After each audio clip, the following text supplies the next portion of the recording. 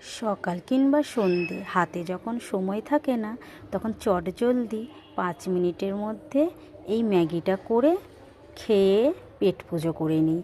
তো প্রথমে আমি ম্যাগিটা জলে সেদ্ধ করে নিয়েছি ভালো করে। তো দেখো জলটা শুকিয়ে গেছে।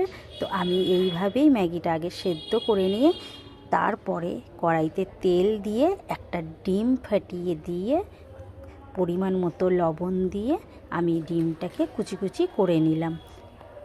এই তেলেই আবার দিয়ে দেবো আমি টুকরো করা গাজর, কিছুটা কুচানো পেঁয়াজ আর ঝালের জন্য লঙ্কা কুচি।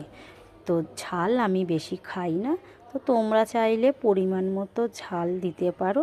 যারা বেশি ঝাল খায় তাদের জন্য বেশি ঝাল দিয়ে করবে, আর আমি তো ঝাল খাই না, তো আমি এইভাবেই করলাম। ভাজা হয়ে গেছে, এবার ওর মধ্যে আমি ম্যাগিটা দিয়ে ম্যাগির মশলাটা ভালো করে দিয়ে আমি নাড়াচাড়া করে নিলাম। তো আমার ম্যাগি দেখো রেডি। চটজলদি আমি এইভাবেই ম্যাগিটা করে নিই। তো দেখো কত সুন্দর লাগছে, কালারফুল, দেখে তো জিভে জল চলে আসলো। তো আমি এখন পেট পুজো করে নিই। টাটা।